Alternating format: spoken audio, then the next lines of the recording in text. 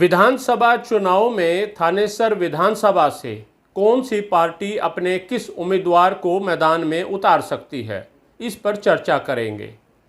Thanesar seat जो है शहरी सीट मानी जाती है।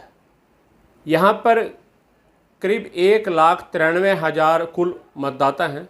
इसमें से 78,000 के आसपास ग्रामीण वोटर हैं, जबकि शहरी जो वोटर हैं 1,14,000 के आसपास हैं। तो ये माना जाता है कि थानेसर जो है शहरी सीट है।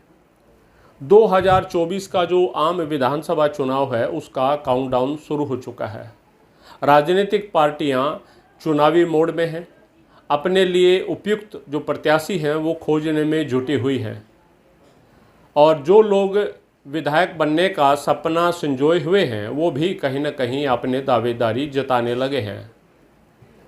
अब हम बात करते हैं थानेसर सीट की, कौन किस पार्टी से दावेदार हो सकता है। फ़िलहाल जो है थानेसर सीट पर जो है भारतीय जनता पार्टी का कब्ज़ा है। यहाँ से सुभाष सुधा दूसरी बार विधायक हैं, और दूसरी बार विधायक बनने का जो इनाम जो है पार्टी ने उनको राज्य मंत्री बना करके दे दिया है। शहरी निकाय राज्य मंत्री सुभाष सुधा भारतीय जनता पार्टी की टिकट के प्रबल दावेदार हैं। एक तरह से उनकी टिकट पक्की मानी जा रही है थानेसर विधानसभा से, क्योंकि सिर्फ 2 बार वो यहाँ से जीते हैं, ऐसा ही नहीं बल्कि इन जो लोकसभा चुनाव में 2024 के जो लोकसभा चुनाव भी गए हैं, इसमें भारतीय जनता पार्टी के जो प्रत्याशी से नवीन जिंदल, उनको थानेसर विधानसभा से अच्छी खासी बढ़त मिली। वो भी एक तरह से सुभाष सुधा के लिए प्लस पॉइंट है। कई ऐसी चीज़ें हैं जिसके ज़रिए एक तरह से माना जा रहा है कि सुभाष सुधा की टिकट थानेसर से लगभग तय है, क्योंकि सुभाष सुधा जो हैं पूर्व मुख्यमंत्री मनोहर लाल के चहेते रहे हैं, और अभी जो मुख्यमंत्री हैं नायब सैनी उनके भी खासम खास हैं।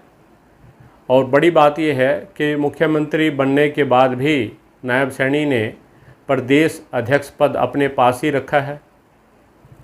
तो सुभाष सुधा के अलावा जो है इस सीट पर फ़िलहाल कोई ऐसा बड़ा चेहरा दिखाई नहीं देता, लेकिन उसके बावजूद कयास लगाए जा रहे हैं कि 2 बार विधायक लगातार रहे, और अगर पार्टी टिकट बदलना चाहती है, चेहरा बदलना चाहती है और किसी और तरह के समीकरण बिठाना चाहती है, तो ऐसे कई दावेदार जो हैं अपने आप को टिकट की कतार में खड़ा हुआ एक तरह से दावेदारी उनकी दिखाई देती है।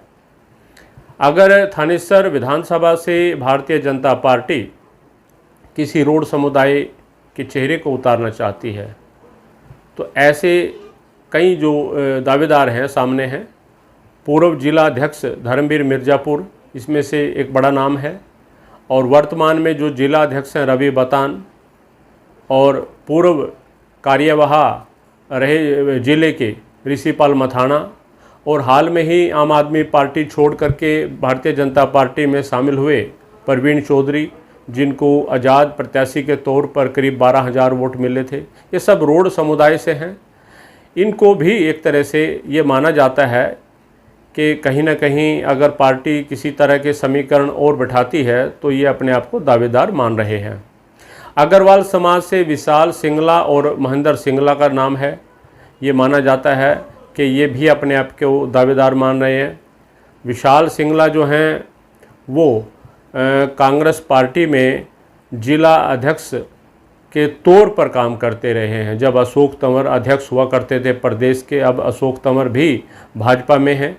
ऐसे में उनकी दावेदारी एक तरह से जता रहे हैं वो। और उनकी जो माता हैं कांता सिंगला, वो थानेसर नगर परिषद से एक समय चेयरपर्सन रही हैं।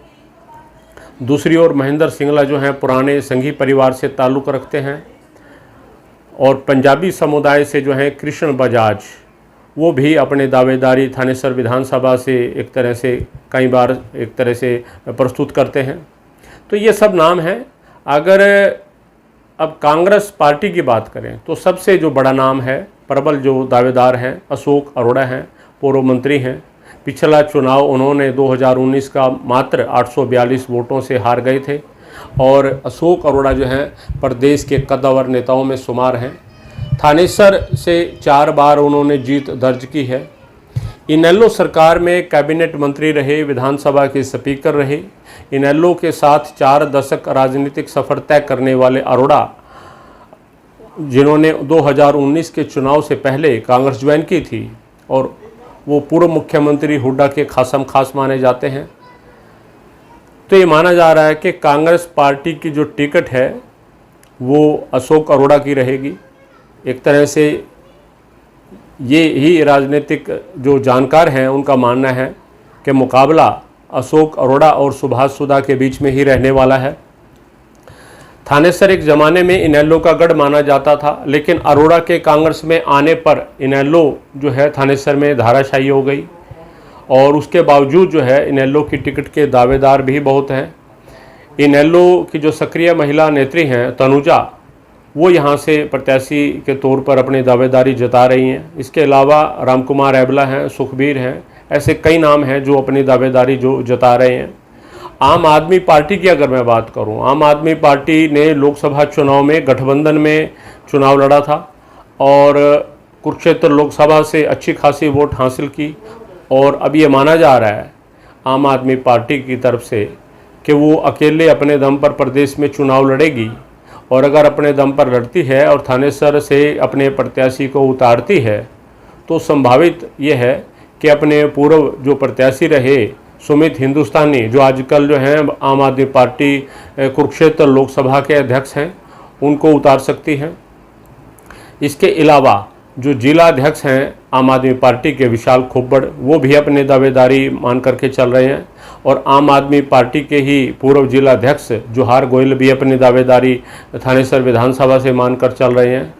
बहरहाल विधानसभा चुनाव की सरगर्मियों के बीच राजनीतिक दल अपने जिताऊ चेहरों को खोजने में लगे हैं। अब देखना होगा जो दावेदारी जता रहे हैं उनको पार्टी अपने प्रत्याशी बनाती है। हरियाणा की हर राजनीतिक खबर के विश्लेषण के लिए हमारे चैनल जनमत हरियाणा को लाइक, शेयर और सब्सक्राइब करना ना भूलें।